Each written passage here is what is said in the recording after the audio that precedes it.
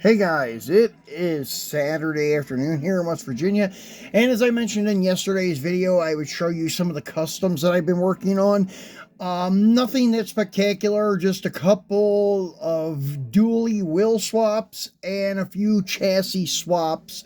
The dually wheels I use are from Diecast Mafia, and I will leave his link in the description. Here is the GMC two-wheel drive truck that was in the first GMC dually two-piece set. This was courtesy of my friend Gilbert Martinez, and then I decided to go ahead and swap out the two-wheel drive chassis for a slammed M2 chassis, and I've got these wheels from Diecast Mafia and borrowed the cap from the blue and white Chevy that was from the latest dually two-piece set. So looks really good with these wheels and being slammed and with the cap. It just kind of looks like something that you would see at like a stereo comp with a huge system in it. So that's kind of the look I'm going for whenever I do set up like a diorama with the Lowriders on display and such. And that is why I got the cap. I got a couple of caps for certain colors, but a couple of them I may paint to make them a little bit more specific for certain trucks, because the only one that is very specific is this white one. So another new set of wheels that he has just came out with over the past month or so are these multi-spoke directionals. They look really cool. This is the first time I had seen them is when I ordered them about 2 weeks ago, and they're really cool looking. I think I have at least one set of all of his dually wheels he has offered for the M2 Slam dually trucks. So these are a very good looking set, and this is the red and black truck that was a Walmart exclusive from 2025. Maybe even 2024, I can't recall. But anyways, very cool looking truck with these wheels.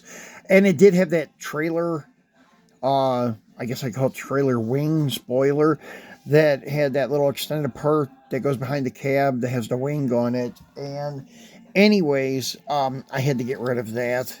I do not like the wings, the trailer wings on the trucks and stuff, especially since none of mine are going to be towing anything, so it looks very good like this. It's a showpiece, not a trailer puller. And then the next one is a black and white two-tone Miho exclusive from 2025, and this has, I think these are modeled after like a Rockstar rim. But they're the V, I guess I wouldn't call them V spokes because they don't have the cutout. So I guess triangle spoke wheels. These ones I really like. He has like 3 or 4 styles like this that has the domed cap with the star in the center. And I really like that look instead of the open chrome like flat hub in the center. It looks cool, but I just like the detail of these a little better. My favorite one that he offers, a favorite set, actually I don't have it out here today. Here's another one with those triangle spokes on it, and it just looks really good. The ones that I like are the directional ones, or the blades, however you want to call them. They look just like these, except the spokes are angled a little bit to give it a blade appearance. So they look really good, and these do too. And now here is the other one, the V spoke that I was mentioning before. See how they're cut out in the center of those triangles. They look really, really nice. And this is another truck I put a little more effort into than the other ones. This is also a base swap. This came from a 2-truck set from M2, and I took the 2-wheel drive chassis off of it and added one of the M2 Slam bases and added these fantastic looking wheels from Diecast Mafia. So pretty cool looking truck now. So that's it for our square bodies. Now moving on to Lowriders. Now I have two that are just chassis swaps from Diecast Mafia. This is his base that he offers for the 78 to 80 Johnny Lightning Chevy Monte Carlo. And this one has had nothing done to it. I just left it alone because it was molded in black. Usually they come molded into like a, I don't know, a beige kind of color, almost like a skin color, like I know, peach kind of color or something, I would call it. But and then these are the chrome 13s from Diecast Mafia. And this car had some issues with the pinstriping, little blotches missing from it, so I removed the pinstripe. They had very fine pinstripe lines that went with the body line of the rear quarter and the body line on the fender and door here. The body lines on the 78 to 80s are really cool, just very unique. Yeah, there's a little spot there still. You could see where that one was. And I got a little silver marker on the inner fender from when I was touching up the wheel opening trim. But yeah, these bases are really cool. I do really dig this one in particular. And then he offers them for a few other vehicles. Another one is this green light Cadillac, the 72 to I think 74. Green light Cadillac, either Coupe de Ville or Sedan de Ville, because they are the same body, like wheelbase and length. Now this is the color that they usually come molded in. This one I will have to paint later on and detail with like chrome A-arms and rear end, but it looks pretty good right now, just like that, because honestly, the only time you really see the chassis or any part of it is when it is set up in the three-wheel stance, and even then you don't see a lot of it.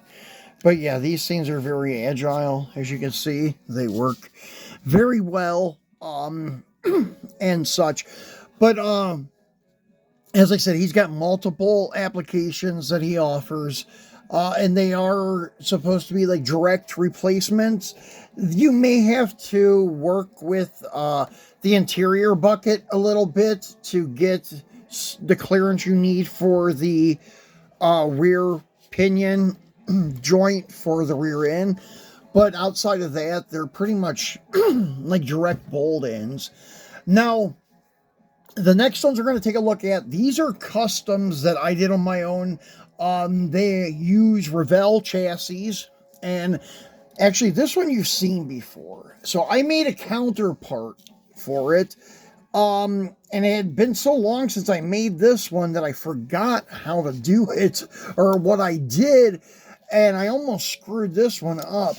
As you can see, the Revell chassis here, these are the ones that are from the white and black Monte Carlo. And if you watched my unboxing video from the past Friday, you'll see why I picked that particular car, because there are no inner fenders on this base. There are inner fenders on all the other 70 Monte bases, but the last one that they released did not have rear inner fenders, wheel tubs, whatever you want to call them, and front inner fenders. So the clearancing for a lot of cars is really good.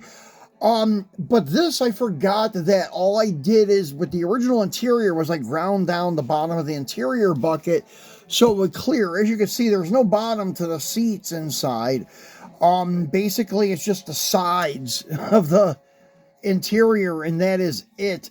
But it still had some kind of strength to it that helped support the base and such. But anyways, yeah, this car needs cleaned up. It has a couple little paint flaws, but nothing major. But anyways, this one I forgot all about that, and I tried to cut out the back seat area like I do for clearancing on the bases from Diecast Mafia. Well, I wasn't supposed to do that with this one, so I ruined the original interior base. I was able to save the rear packing shelf to fill that big void, but I got a little glue on the rear window, as you can see. And then the interior bucket itself is one from a 1960 Dodge Dart. So the seats are from a 60 Dodge Dart. Still has the Impala SS dash and rear packing shelf. But it actually worked out okay. So now the car is intact with an interior, and it does go down, set on the ground, along with this guy here and such. Now, as I said, those are 70 Monte Carlo bases from the black and white one, and you have to be sure to get the black and white one because I'm not sure how it will work with the other ones that have the wheel wells in it. Now, you don't really have to modify the chassis whatsoever because it's a little bit smaller than the Impala. As you can see, there's gaps in the front and the back, even on the sides, but the wheelbase is pretty much spot on perfect between the two vehicles, so it works out okay.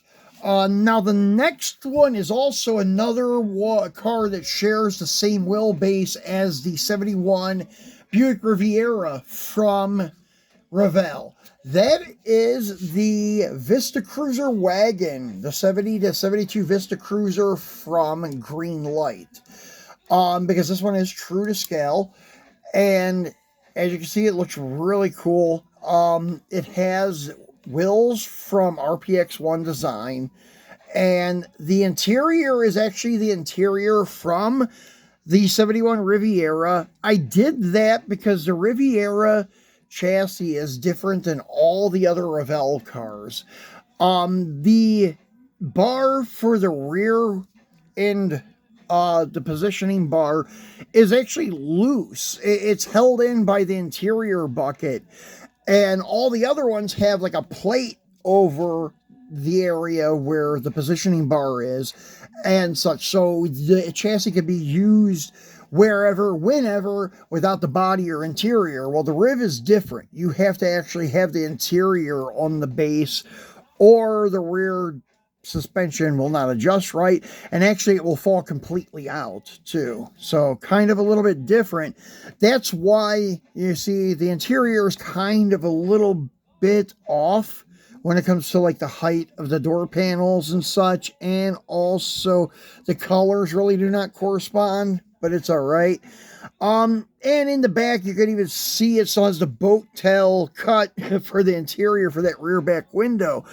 That I could have cut off, but I just figured it would look a little better because it kind of covers that big void in the back partially and such. So, but this one does take some, well, precise modification to it.